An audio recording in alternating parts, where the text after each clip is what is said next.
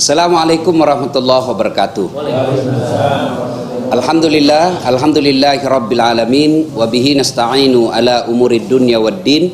Asyhadu an la ilaha illallah wa asyhadu anna Muhammadan abduhu wa rasuluh. Allahumma salli ala sayyidina Muhammad wa ala alihi wa sahbihi ajma'in. Amma ba'd. Faqad qala Allah subhanahu wa ta'ala fi kitabil karim wa huwa asdaul qailin. A'udzu billahi minasyaitonir rajim. Bismillahirrahmanirrahim. Ya ayyuhalladzina amanu taqullaha haqqa tuqatih wa la tamutunna illa wa antum muslimun. Wahai orang-orang yang beriman, bertakwalah kalian kepada Allah dengan sebenar-benarnya takwa. Jangan takwa pencitraan, jangan takwa karena pilpres, tapi takwalah dengan sebenar-benarnya takwa. Wala tamutunna, dan janganlah kamu mati illa wa antum muslimun, kecuali dalam keadaan beragama Islam. Ini berarti bahwa ini ayat Jumat dibacakan khatib. Tidak sah khutbah Jumat bila khatib tidak membaca ayat ini.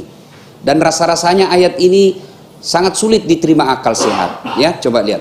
Dan janganlah kamu mati. Berarti mati kita yang ngatur. Weh, dasar jangan kau mati ya. Berarti mati mau-maumu. Enggak kan, mati bukan kita yang ngatur. Mau atau tidak pasti mati. Orang kaya mati, orang miskin mati, artis mati tuh banyaknya artis yang sudah wafat. Ustadz mati, ya belakang sedikit. Kalau ustadz duluan siapa yang ngisi kajian? Kan semua mati. Berarti yang jadi masalah bukan matinya, yang jadi masalah illa wa antum muslimun, kecuali dalam keadaan beragama Islam. Jumat kita baca ini, dengar ini hati. Allah seolah-olah ingin mengatakan kepada kita, wahai Baim, agamamu Islam, nikahmu syariat Islam, KTP-mu Islam, tapi hati-hati bos, belum tentu kau mati dalam keadaan Islam. Berarti ada orang Islam tapi matinya belum tentu Islam. Insya Allah kita tidak akan mati dalam keadaan lagi berzina. Insya Allah kita tidak akan mati dalam keadaan lagi overdosis. Insya Allah kita tidak akan mati lagi ngerampok. Tapi yang bisa membuat kita mati dalam keadaan kekafiran, hubbi aklil haram, suka memakan makanan haram. Auzubillah min zalim. Dan ini biasanya banyak pedagang. Kok bisa Ustadz? Berapa harganya ini? Rotimu, Papa Bons. Nah ini Macu Pak Eko. Berapa harganya ini? Ini 20.000. Wih, mahal betul. 15 saja. Itu aja sana sama-sama kita orang Bugis saya kasih kok 15.000. Padahal sudah ada untungnya. Berdagang boleh, tapi jangan mengatakan modal padahal sudah untung. Wa ahallallahu bai'a wa harramar riba. Allah halalkan jual beli tapi Allah haramkan riba. Silakan jual sarung, silakan jual make up, alat-alat mode, tapi jangan nipu pembeli. Berapa harganya ini? 100.000. Itu aja juga modal. Padahal sudah ada untung 30.000. Tidak boleh, haram itu, menipu pembeli. Ini yang membuat kita kadang-kala bisa mati dalam keadaan kekafiran, yaitu habis makan uang haram. Ini para koruptor, ya, penjahat uang negara. Na'udzubillah min zalik. Makanya selalu diingatkan, jangan kamu mati kecuali dalam keadaan beragama Islam. Wa qala idan bismillahirrahmanirrahim. Ya ayyuhalladzina amanu dukhulu fis silmi kaffatan wa la tattabi'u khutuwatis syaitan innahu lakum aduwwum mubin. Wahai orang-orang yang beriman, masuklah engkau ke dalam Islam secara sempurna dan janganlah engkau ikuti langkah-langkah setan, karena sesungguhnya setan itu musuh yang nyata bagi kalian. Musuh kalian bukan ulama, musuh kalian bukan pemerintah, musuh kalian bukan STM, musuh kalian bukan polisi, musuh kalian adalah setan, di mana setan itu musuh yang nyata bagi kalian. Itu kata Allah. Dan jangan pikir ketika kita dakwah seperti ini, kajian online seperti ini, ibu bapak yang ada di rumah yang lagi nonton live seperti ini, jangan pikir tidak ada setan di tengah-tengah kita. Ada setan, bentuknya bukan pocong, bukan uka-uka. Apa setan yang ada di tengah-tengah kita? Bentuknya handphone. Orang sudah ceramah masih menggesek. Itu setan itu mengalihkan perhatian. Disimpan dulu handphonenya. Saya kalau apalagi sekarang ini kan, kalau kita lagi ceramah, untung sekarang sudah ada jaga jarak. Dulu sebelum ada jaga jarak, selesai ceramah kita, Ustadz selfie dulu, selfie. Orang capek disuruh selfie, keringatan, Ustadz selfie, ulang Ustadz, kabur, ulang lagi Ustadz, kabur. Dalam hatiku, bukan handphone, mukamu yang kabur. Ya kan? Nah itu semua godaan setan. Nah Wala tattabi'u khutuwatis syaitan, dan janganlah engkau ikuti langkah-langkah setan, karena sesungguhnya setan itu musuh yang nyata bagi kalian. Makanya ibu bapak ketika dengar dakwah fokus. Ya, fokus. Nah, ustadz juga harus fokus. Gimana dengar dakwah? Ya kalau dakwah jangan neraka terus dicerita. Ini ada juga penceramah kan neraka aja terus dicerita. Di kantor kita dikejar kredit, di warung kopi masuk tagihan, kemudian sampai di rumah dimaki-maki lagi sama istri. Kita mau ke masjid mudah-mudahan dengar pencerahan, sampai di masjid dimaki lagi sama ustadz. Apa enaknya kita jadi suami? Ya, jadi nah itu cuma ustadz juga harus memberikan dakwah yang membuat orang tidak tergoda dengan setan. Ya, Bapak saudara-saudara sekalian, waqala idan bismillahirrahmanirrahim. Innallaha wa malaikatahu yusalluna ala nabi. Ya ayyuhalladzina amanu sallu alaihi wa sallimu taslima. Sesungguhnya Allah dan para malaikatnya, subhanallah. Allah perintah puasa, Allah tidak puasa. Allah perintah haji, Allah tidak menunaikan ibadah haji. Allah perintah solat, Allah tidak menunaikan ibadah solat. Tapi ketika Allah perintah kita bersolawat, innallaha wa malaikatahu, Allah dan para malaikatnya bersalawat kepada Rasulullah Muhammad SAW, maka wahai orang-orang yang beriman, bersalawatlah kalian kepada Rasulullah dengan sebaik-baik salawat. Jangan salawat sambil merokok. Allahumma sholli alaihi wasallam. Itu tidak benar itu. Apa salah? Bukan salah. Apa dosa? Tidak salah, tidak berdosa. Tapi yang dianjurkan Allah bersalawat dengan sebaik-baik salawat. Itu anjuran, bukan anjurannya pemerintah, bukan anjuran Nabi, tapi Allah yang langsung perintahkan kepada kita bersalawat dengan sebaik-baik salawat. Shadaqallahul adzim, maha benar Allah dengan segala firman-Nya. Ibu bapak saudara-saudara sekalian, teristimewa yang saya hormati, Ustadz Baim Wong. Baim Faula atau Baim Wong? Sama? Baim Faula. Apa ayat saya? Paula istri saya. Oh, karena saya lihat channelnya Baim Paula. Oh iya. Ya. Jadi ibu bapak saudara-saudara sekalian, saya kalau dekat-dekat artis malas sedikit Pak, sebab tambah hancur saya. Cakep kan dibandingkan. Jadi cakep tidaknya orang itu tergantung perbandingannya. Saya kalau dekat-dekat yang jelek saya agak cakep sedikit. Tapi kalau dekat Mbak Imong hancur saya. Nah ibu bapak saudara-saudara sekalian, nah kita cerita soal sedekah. Saya angkat sedekah ini begitu saya chattingan dengan Ustadz Baim Wong. Wah, guru ya, Ustadz itu kan guru, tidak berarti ulama. Ustadz guru, apapun yang diajarkan kepada istri kah, kepada anak kah, sudah kita ustadz ya. Nah, Ustadz Baim Wong chatting, langsung saya tertarik. Kenapa? Saya lihat di medsos banyak berbagi ya. Oh ini bagus, ini kita ngajak kepada kebaikan. Oke. Maka kita pada malam ini kita fokus mengkaji tentang berbagi yang kita kaitkan dengan bulan Hijriah. Bulan Hijriah itu bulan berkurban. Nah kita cerita, ingatkan kembali alam pikiran kita tentang sejarah kurban ini. Ibrahim alaihissalam diberikan rezeki yang berlebih oleh Allah. Alhamdulillah ya, anggaplah seperti Mas Baim, beli rezeki oleh Allah. Hebatnya ini Ibrahim kaya, dermawan. Yang banyak kan diantara kita kaya pelit. Kalau cuma kaya dan pelit belum berbahaya. Tapi kalau kaya pelit serakah, ini yang bahaya. Kenapa namanya serakah? Haknya orang pun diambil, haknya saudaranya pun direbut. Itu serakah. Ini Ibrahim kaya, dermawan. Dan suatu ketika Ibrahim alaihissalam menyembeli 100 ekor onta, 300 ekor sapi, 1000 ekor domba. Kira-kira kalau dirupiahkan sekarang kurang lebih 20 miliar. Sekitar 20 sampai 25 miliar. Seluruh orang memujinya. Lalu Ibrahim alaihissalam dipuji, datang penyakit manusianya. Apa penyakit manusia? Senang dipuji. Mana ada orang manusia yang tidak senang dipuji? Saya pun senang dipuji. Ketemu jamaah yang sudah lama tidak ketemu, Ustadz awet muda, saya tahu dia bohongi saya, tapi tidak apa-apa, saya senang aja, tidak apa-apa, saya tahu kau bohong, tapi saya senang juga. Mana ada orang makin awet muda? Tidak kan? Wih, tambah ganteng, saya tahu dia bohongi saya ini, tapi tidak apa-apa, karena memang penyakit kita ini senang dipuji. Dan tidak apa-apa, puji orang, itu bagian dari akhlak mulia, memuji orang. Kan bayangkan kalau baru ketemu kita 10 tahun langsung, kok tambah jelek. Oke lah, kau tidak kasih saya duit tapi jangan kau bilang saya jelek. Ya, nah, Ibrahim alaihissalam datang penyakitnya, dipuji, hebat kau Ibrahim. Muncul penyakit, orang Bugis bilang kapujian.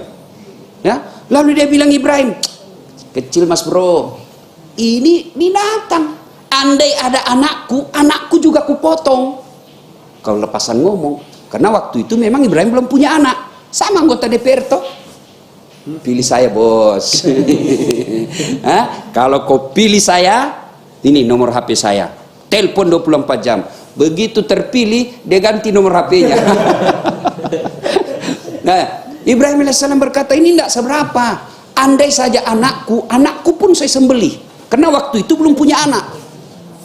Ringkas kisah, akhirnya bertahun-tahun tidak punya anak, didesaklah oleh istrinya Siti Hajar, Siti Sarah. Bang, abang kan Nabi, perlu ada pelanjut cita-cita, perlu ada yang melanjutkan risalah. Saya tidak bisa memberimu anak, kawin lagi dong bang. Masya Allah, Ibrahim alaihissalam ibu disuruh nikah, tidak mau. Apa kata Ibrahim? Tidak mau saya, tidak mau. Ini takdir saya, tidak punya anak, ya sudah, ini takdir kita. Tapi karena abang Nabi, perlu ada yang melanjutkan cita-cita. Saya tidak mau, didesak tidak mau. Luar biasa, Nabi Ibrahim disuruh nikah sama suaminya, tidak mau pak.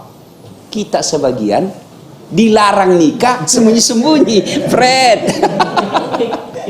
Kemudian akhirnya desak-desak, dia terima. Oke lah kata Ibrahim alaihissalam, ya sudahlah. Nah kalau gitu, oke. Tapi ternyata Siti Sarah tidak ikhlas 100%. Siti Sarah berkata, oke, kau nikah dengan catatan saya pilihkan kamu. Kalau dia ikhlas 100%, kan dia bilang, oke, kau pilih mana yang kau suka.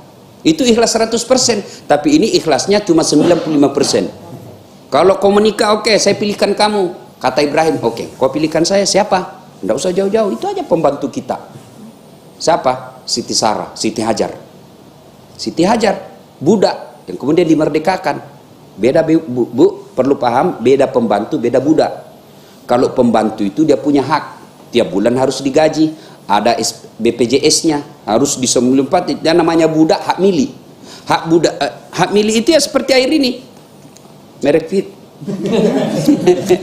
Ya kan, kalau saya punya air ini, namanya saya punya, maunya saya mau pakai minum boleh, saya mau injak boleh, saya pakai lempar mangga boleh. Kenapa saya yang punya? Itulah budak, hak milik. Beda pembantu, kalau pembantu pegawai. Nah, ini budak. Oke, nikahi. Ringkas kisah, Ibrahim alaihissalam menikah dengan Siti Hajar. Alhamdulillah dengan izin Allah hamil. Melahirkan Ismail alaihissalam. Inilah keturunan kita orang Islam. Ibrahim alaihissalam menikah dengan Siti Sarah. Nah, setelah Siti Hajar hamil, alhamdulillah Siti Sarah juga hamil. Jadi kalau ada ibu-ibu yang ada di rumah sudah 37 tahun tidak hamil-hamil, coba pakai ilmunya Siti Sarah. Apa ilmunya Siti Sarah? Suruh kawin lagi suami, ya kan? Oh hamil. Ya, begitu hamil, mulai datang cemburunya. Kan hamil juga Siti Sarah, mulai cemburu. Kata Ibrahim, ini kan nikah kan kamu yang suruh saya. Pokoknya saya tidak senang lihat itu istrimu. Padahal dia yang suruh. Jadi perempuan kalau sudah bilang pokoknya, sudah tidak usah diajak ngomong pak. Sudah tidak usah diajak ngomong. Jadi kalau dia sudah bilang pokoknya saya tidak mau lihat istrimu, sudah diam aja. Alhamdulillah nikah dengan Siti Sarah, lahir anaknya namanya Ibrahim dengan Siti Hajar Ismail.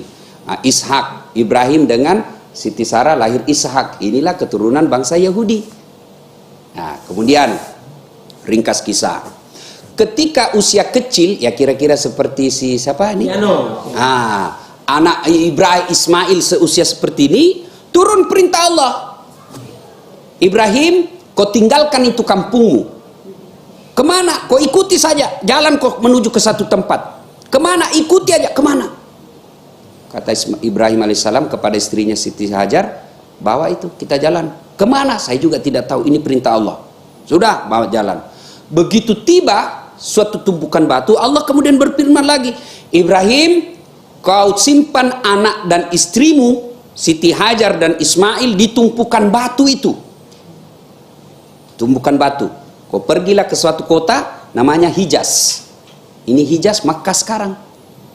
Namanya dulu Hijaz, yang sekarang namanya Makkah. Ya. Tiba di tumpukan batu, lalu Allah lagi perintahkan, kau simpan anakmu di situ, kau tinggalkan, kau balik ke kampungmu.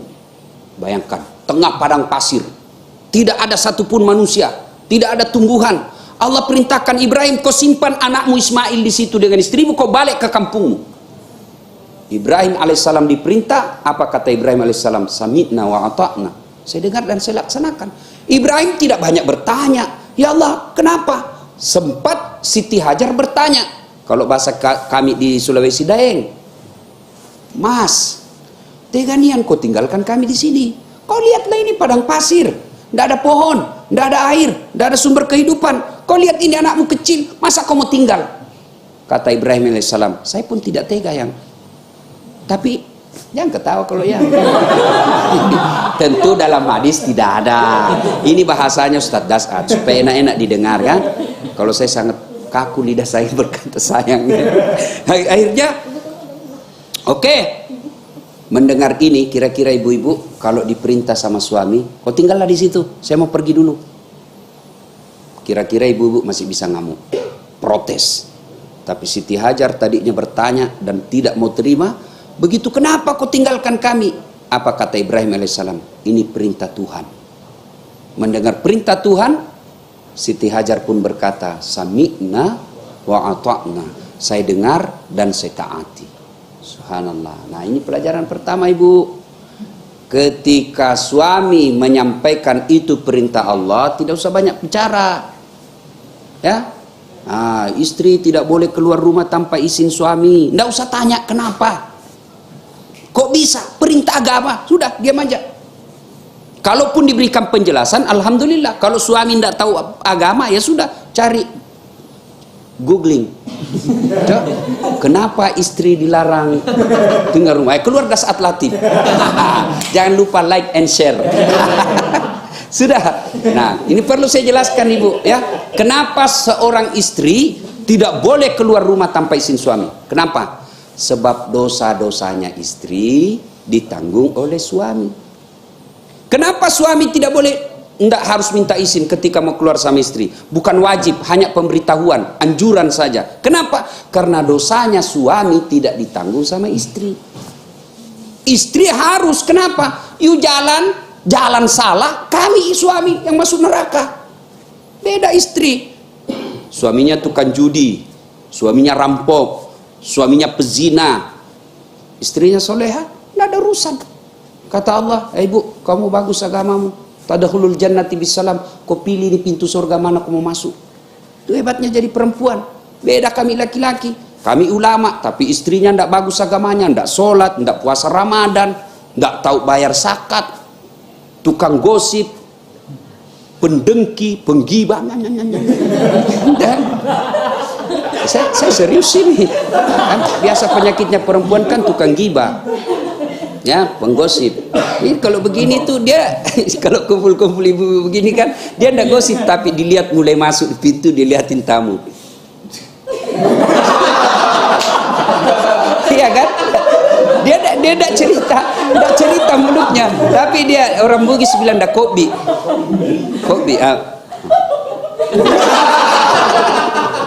Itu penyakitnya kan. Nah, kalau istri seperti ini, maka suami yang tanggung dosanya. Kenapa istrimu tidak sholat? Kenapa istrimu tidak puasa? Kenapa istrimu itu sudah harusnya haji dia tidak, padahal dia sudah mampu? Kami semua yang tanggung. Itulah ayat yang mengatakan ku ampusakum wa ahlikum nar. Maka seorang istri tidak boleh keluar rumah tanpa izin suami. Kalau dia keluar tanpa izin suami, maka langkah-langkah kakinya murka Allah. Langkah kaki lagi dimurkai Allah, langkah kaki lagi dimurkai Allah. Nah, itu makanya izin. Ya izin istriku Ustaz, tapi penyalahgunaan izin. Maksudnya apa? Isinya pengajian 1 jam, tapi jalannya ke mall 4 jam. Nah, ya, sudah ringkas kisah. Kemudian itulah Kemudian yang tumpukan batu itulah Bapak Ibu ya, tumpukan batu itulah yang Ka'bah sekarang. Nah, pergilah Ibrahim meninggalkan Ismail kecil balita waktu itu bersama Siti Hajar. Tidak ada manusia, ya, tidak ada pohon, tidak ada air sumber kehidupan. Menangislah Ismail kecil, kehausan. Lalu Siti Hajar tidak putus asa. Dia tidak tinggal saja berdoa, tapi apa yang dilakukan? Dia mencari air. Ya, begitu anaknya kehausan, lari-lari Siti Hajar. Dia melihat Fata Morgana. Tahu adik-adik Fata Morgana kan? Tahu Pak ya? Itu kalau kita berdiri di aspal kan, di pinggir jalan kan seolah-olah ada air kan di situ. Seperti itulah Siti Hajar di padang pasir. Dia lihat kayak ada air, dia lari ke sana. Sampai di sana ternyata tidak ada lain. Lari lagi. Tidak ada, lari lagi, tidak ada. Ah, itulah ritual haji sekarang, yaitu sa'i antara Safa dan Marwah. Ya kan? Nah, capek setelah berikhtiar, berupaya, sunnatullahnya berikhtiar, berupaya dulu, Siti Hajar tidak dapat air. Lalu turun perintah Allah kepada Jibril. Jibril, kau turun ke dunia, hentakkan kakinya Ismail di pasir. Hentakkan kakinya di pasir. Ismail pun hentakkan kaki di pasir. Dengan izin Allah muncrat air. Begitu muncrat air, Siti Hajar melihat. Siti Hajar melihat ada punceratan air, lalu Siti Hajar berteriak Zam-zam, Zam-zam, air muncrat. Ada juga memaknai bahwa tutup itu air yang muncrat. Itulah sejarah Zam-zam sekarang. Nah, ibu bapak yang belum pernah minum air Zam-zam, para pemirsa yang belum pernah minum Zam-zam, berdoa mudah-mudahan wabah segera berlalu, kita bisa ke Baitullah. Amin. Nah, bersama Dasat Latif. Nah, sudah ya, itulah sejarah Makkah. Nah, sampailah kemudian beredarlah desas-desus bahwa di Hijaz ada air yang tidak pernah berhenti. Sumber mata air yang tidak pernah berhenti, mengalir terus-menerus. Ya namanya padang pasir, ada air yang tidak pernah berhenti mengalir, maka tentu didatangi orang. Maka jadilah kota. Inilah yang menjadi Makkah sekarang. Nah, kemudian ketika Ismail tidak ada terjadi ikhtilaf, perbedaan pendapat ulama berapa umurnya Ismail waktu itu. Ada yang mengatakan 13 tahun, ada yang mengatakan 15 tahun. Tidak jelas angkanya. Al-Quran cuma menjelaskan Ismail waktu itu usianya sudah pandai membantu bapaknya. Kalau sudah pandai membantu bapaknya berarti ya remaja. Nah, tanggal 8 Zulhijjah seperti hari ini. Ya kan? Nah, mimpi Ibrahim, kamu pernah berjanji kalau ada anakmu kau potong anakmu. Sekarang bayar itu janjimu. Bangun Ibrahim. Ini mimpi atau wahyu? Kalau ini mimpi, kenapa jelas sekali? Kalau ini wahyu, kenapa anak disuruh potong? Iya, kalau 10 anak disuruh potong, kita cari yang dongo. Dah saat potong anakmu, mana yang beling-beling ini? Ini anak yang lama dinanti di permata, suatu waktunya disuruh potong. Berpikir Ibrahim, ini wahyu atau mimpi? Ini wahyu atau mimpi?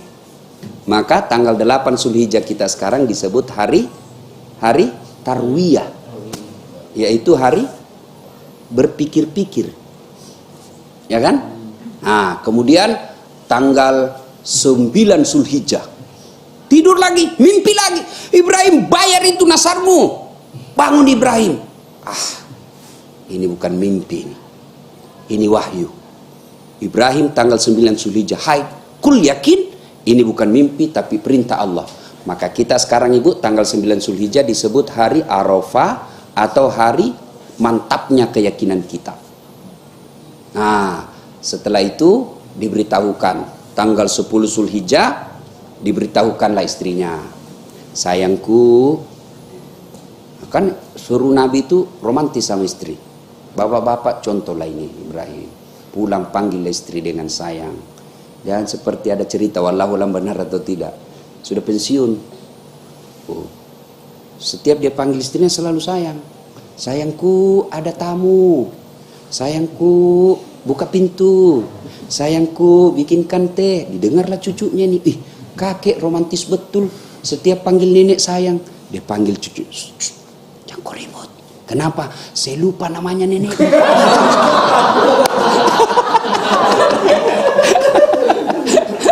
Jadi kalau ada dipanggil sayang-sayang, selama ini tidak pernah dipanggil sayang, tiba-tiba panggil sayang, waspadalah. Ya sudah. Nah, kemudian dia panggil istrinya. Tolong mandikan Ismail, berikan parfum, pakai baju yang baru. Untuk apa bang? Saya bawa jalan-jalan. Oke. Udah. Nah, Ibrahim alaihissalam lalu menceritakan ini kepada anaknya. Nah, saya diperintah Allah untuk menyembelih kamu. Coba, menurut kamu bagaimana? Nah, ini dengar ini pada orang tua nih. Dengar ini pelajaran berharga. Ibrahim alaihissalam nyata bahwa yang diperintahkan ini wahyu, kebenaran, tapi masih diajak anaknya diskusi. Ini yang banyak dilanggar orang tua. Dia yang gagal jadi dokter, anaknya dipaksa jadi dokter. Padahal anaknya suka menggambar. Ajak diskusi anak. Nah, saya sih maunya kau jadi dokter. Tapi menurutmu bagaimana? Saya tidak bisa jadi dokter pak. Kenapa? Otak saya ini tidak bisa menghafal. Anatomi saya susah betul hafal. Saya cocoknya jadi mekanik. Sebab saya suka bongkar-bongkar sepeda. Ah, ikuti. Jangan dipaksa. Ibrahim alaihissalam nyata-nyata perintah Allah masih ngajak diskusi anaknya. Menurutmu bagaimana nak? Saya diperintah Allah untuk menyembelih kamu. Menurutmu bagaimana? Kira-kira kalau anak milenial sekarang, yang gamer, yang pandai main game itu, bukan cuma pandai main game. Saya biasa heran lihat anak-anak sekarang pak. Saya biasa nge-WhatsApp itu sudah pegang 2 tangan masih salah-salah ketik. Ini anak-anak dia naik motor biar dia bisa balas. Coba kalau anak-anak sekarang ditanya, nak, saya diperintah Allah untuk menyembelih kamu. Menurutmu bagaimana? Apa jawabannya anak-anak kita sekarang? Pasti jawabannya, ih, bapak, kenapa saya? Nenekku aja sudah tua. Ini benar kan? Kenapa saya masih muda? Kenapa bukan nenekku, kakekku yang sudah muka-muka sakaratil maut? Kenapa mesti saya? Saya masih punya harapan hidup lebih lama. Bapak, kakek aja yang sih tinggal 5 tahun. Tapi apa itu jawaban Ismail? Ini yang tadi jawaban anak pintar. Ya kenapa saya pak? Nenekku aja. Ini logis. Namanya anak pintar. Tapi Ismail alaihissalam bukan pintar. Tapi dia soleh. Apa jawabannya? Pak, kalau ini perintah Allah, laksanakan. Jangan bapak ragu-ragu. Saya insya Allah bapak temukan saya menjadi anak yang sabar. Lalu setelah menjawab itu, lalu Ismail alaihissalam punya keinginan. Pak, sebelum bapak sembelih saya, ada permohonan saya. Apa itu? 1, tolong nyembelih pakai yang tajam. Ini dengar ini para eksekutor, ya, tukang sembelih. Ketika menyembelih sapi, kambing, ayam, pakai yang tajam. Dan itu ada tekniknya. Kalau bebek jangan potong di tengah, lama itu menderita, lama baru mati. Tapi potong dekat sininya, ya. Nah, ayam juga begitu. Kalau bapak potong di tengah-tengahnya apa dekat sini, dia terbang dulu itu, lama dia menderita. Ya. Kemudian ketika sembeli, ini hati-hati ibu-ibu nih, yang suka beli ayam potong. Hati-hati. Kadang-kala ternyata ada yang tidak baca basmalah. Ada yang baca basmalah tapi dia tidak baca 1 ekor 1 basmalah. Dia potong ayam 10, dia cuma bilang bismillahirrahmanirrahim kali 10. Tidak boleh bos. Satu ekor 1 basmalah. Itu. Nah, sudah. Nah, kemudian dia katakan, Pak, pakai pisau yang tajam. Yang kedua, Bapak sembelih saya tutup matanya. Kenapa? Karena kalau Bapak tidak tutup mata, saya yakin Bapak tidak akan tega menyembelih saya. Yang ketiga, tolong ikat kaki dan tanganku supaya saya tidak meronta-ronta kesakitan. Yang keempat, apa itu nak? Tolong baju yang saya pakai jangan sampai tersentuh darah supaya ibuku tidak melihatnya. Dan yang kelima, ketika saya sudah wafat besok-besok, jangan ada anak yang lewat depan rumah seusiaku supaya ibuku tidak bersedih mengenang saya. Baiklah nak. Tanggal 10 Zulhijjah menujulah Ismail dan Ibrahim dari rumahnya menuju ke tempat penyembelihan yang itu Mina sekarang. Nah, kemudian tanggal 10 Zulhijjah kita sekarang ini disebut hari An-Nakhar atau hari melaksanakan janji. Nah, ke tempat penyembelihannya itu Bapak Ibu, kalau kita pergi umroh kan dari kan kita biasa dibawa ke Syarah. Nah, dari Padang Arafah kemudian ke Musdalifah masuk ke Mina. Biasa itu sebelum rumah raja, utawif kita di atas bus, Bapak Ibu lihat tengok ke samping. Nah, di atas bukit ada seperti pos-pos security.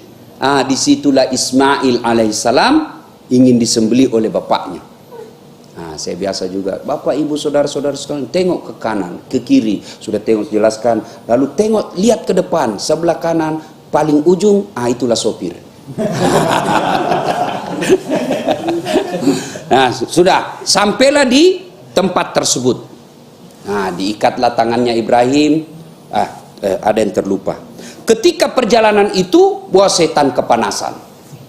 Setan kemudian mendatangi Ibrahim. Baim. Ibrahim kan, baim. Weh, kau balik lihat anakmu. Cakep betul itu anakmu, lagi lucu-lucunya. Puluhan tahun kau inginkan. Masa kau mau potong? Ibrahim alaihissalam mendengar ini, beliau ambil batu, lalu dia katakan, Ishab ya le, pergi kau setan. Jangankan anakku, diriku pun kupotong, lempar. Kena kepalanya. Sampai Bekasi, balik lagi. Gagal goda Ibrahim. Dia datangi istrinya, Siti Hajar. Jar. Apa mas bro? Kau tahu mau dibawa kemana itu anakmu? Saya tahu. Bawa jalan-jalan sama bapaknya. Ih dongok kok. Apa maksudnya? Dia tipu kau suamimu itu. Maksudnya apa? Dia tidak bawa jalan-jalan itu anakmu. Dia mau potong. Sembarang kau bilang kau itu. Mana ada bapak mau potong anaknya? Benar dia mau potong itu. Kok bisa? Katanya perintah Tuhannya. Apa? Perintah Tuhannya. Mendengar ini perintah Tuhannya, Siti Hajar ambil batu juga. Iblis, jangankan anakku, saya juga siap dipotong kalau itu perintah Allah. Ishak, pak, lempar, kena kepalanya, sampai Bandung, balik lagi. Gagal ke Ibrahim, gagal ke istrinya, maka dia datang ke Ismail. Kenapa? Kau tahu mau dibawa? Masih Iblis masih mau bicara, dia langsung sambiti, pak, jangan kau banyak bicara di situ. Kena matanya, satu hancur. Orang di kampung saya bilang picok. Saya tidak tahu apa bahasa ini. Hancur matanya sebelah kanan satu ya. Akhirnya gagal menggoda Ibrahim, gagal menggoda istrinya, gagal pula menggigit anaknya. Inilah ibu yang sekarang menjadi ritual pelaksanaan melempar 3 jumroh. Ya, melempar setan besar, setan menengah, setan kecil. Ya, kenapa mesti 3 hari? Kenapa mesti 3 tempat? Kenapa mesti 7 batu? Itu hikmahnya adalah bahwa melawan setan ini perlu napas panjang. Ya, ketika Mas Baim Wong untuk berhijrah, mengajak kepada kebaikan, jangan pikir setan diam. Dia akan masuk menggoda kita. Ketika kita mau hijrah memakai jilbab, setan masuk melalui kita. Ketika kita mau berkurban, ketika kita mau bersedekah, setan masuk. Melalui apa? Pertama kita. Alhamdulillah berhasil menggagalkan setan, suaminya berhasil menggagalkan setan, dia datang ke istrinya. Wih, itu yang mau kurban, pembeli sapi 20 juta, bisa beli handphone baru. Itu handphonemu sudah handphone tua itu, diketawai kau temanmu sama-sama di arisan. Sudahlah, masuk terhasut istri. Bang, gak usah kurban kali ini, tahun depan aja, itu bisa beli handphone. Nah, suaminya juga takut sama istrinya. Nah, ada sini takut sama istri. Ini muka-muka semua takut sama istri. Kalau Ustaz takut sama istri? Tidak, cuma istriku lebih berani dari saya. Nah, akhirnya dia begitu dia goda. Kalau dia gagal menggoda suami, dia masuk ke istri. Gagal menggoda istri, dia masuk ke anak. Maka cinta kepada anak itu bisa juga pintu masuknya setan. Nah, alhamdulillah berhasil menggagalkan. Ada jamaah haji, konon kabarnya wallahu alam benar atau tidak, jamaah haji Indonesia, dia lihat itu batu tempat melontar, Diambil batu, inilah ini setan ini kurang ajar yang menggegalkan saya selama ini, menggoda saya. Diambil batu, bismillah, Allahu Akbar. Begitu dia lempar, melenting kembali. Hampir kena kepalanya, dia tangkap itu batu. Begitu dia buka, ada tulisannya, sesama setan dilarang saling. Dia bilang, kurang ajar, kau di sini kau lempar saya, kita di tanah air, kita sahabat. Ya, sudahlah. Nah, sampailah di tempat penyembelihan. Dibaringkan Ismail, kemudian ditutup matanya Ibrahim, lalu dia sembelih, keluarkan padangnya, diikat, dia sembelih lehernya. Apa yang terjadi? Tidak mempan. Dipotong, tidak mempan. Dipotong lagi, tidak mempan. Ibrahim alaihissalam berkata, barangkali nih tumpul. Akhirnya diambil pedangnya, dia coba ke batu, satu kali hentak, pecah batu, tajam. Kok bisa? Nah, kata Ismail alaihissalam, bapak main-main kali. Tidak serius, lobet ini. Dia gorok, tidak serius bapak ini. Tidak, tajam ini, keras. Akhirnya kata Ibrahim alaihissalam, tunggu dulu pak, buka tanganku, buka ikatan tanganku, buka ikatan kakiku. Kenapa? Saya lepas. Nanti kalau saya diikat, nanti saya dipikir Allah, dinilai Allah, saya tidak ikhlas.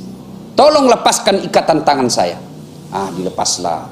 Sembelih kedua kalinya di aras Allah.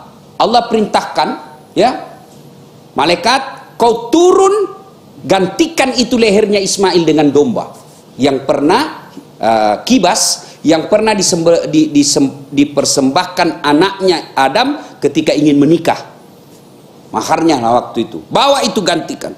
Begitu dia gerek kedua kalinya, sambil perjalanan datang kibas, wah, malaikat semua memuji Allah.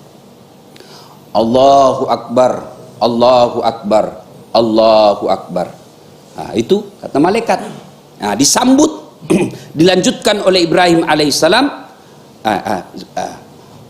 La ilaha illallah huwallahu akbar. Ya, jadi Allahu Akbar, Allahu Akbar, Allahu Akbar. Itu malaikat.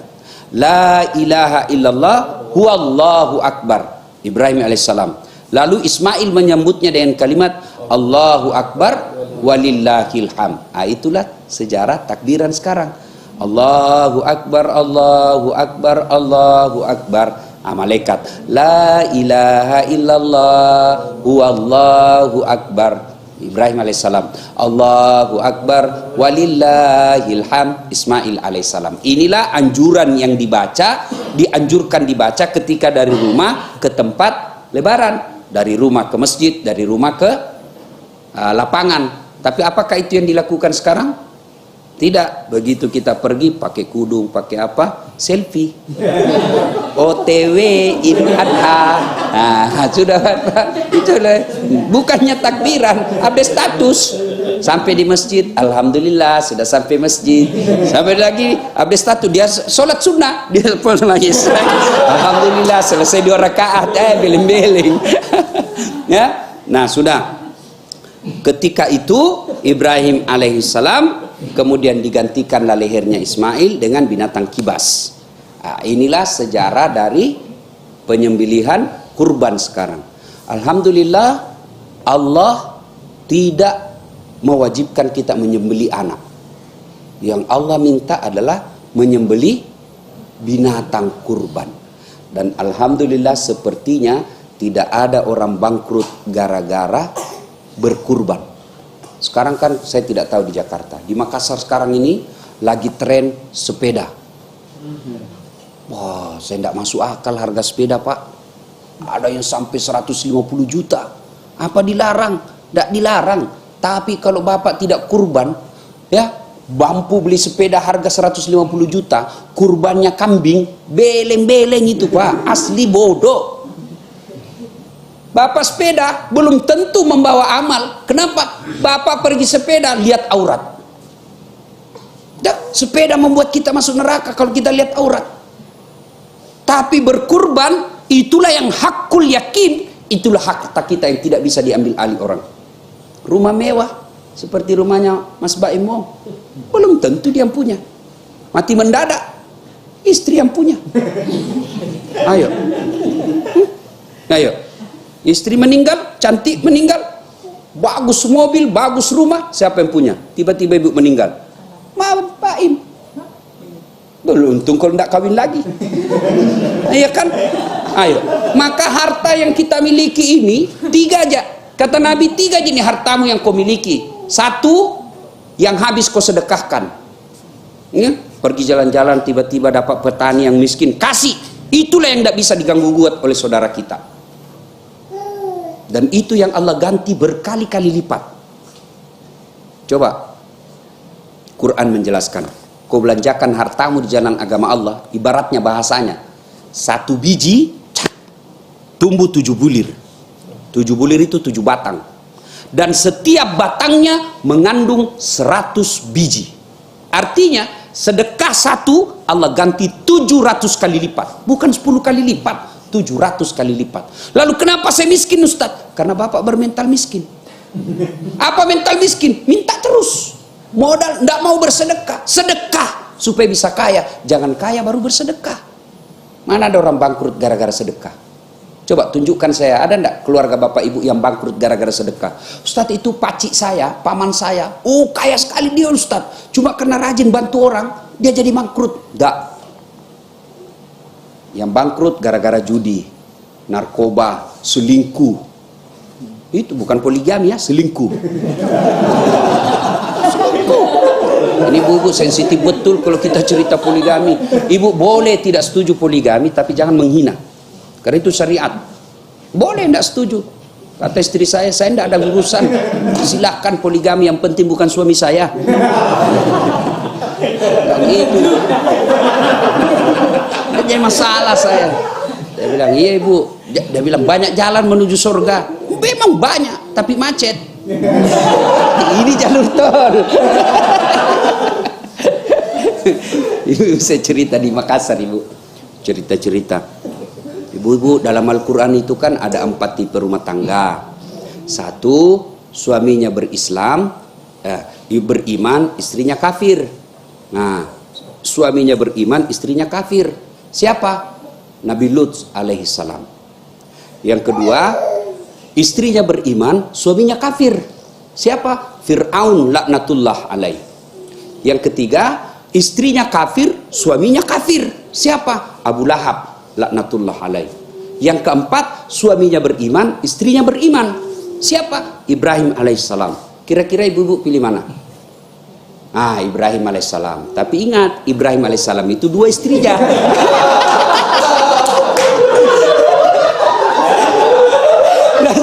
Langsung dia bilang ibu-ibu di Makassar. Langsung ibu-ibu bilang di Makassar, nggak usah Ibrahim Ustadz, Firaun saja.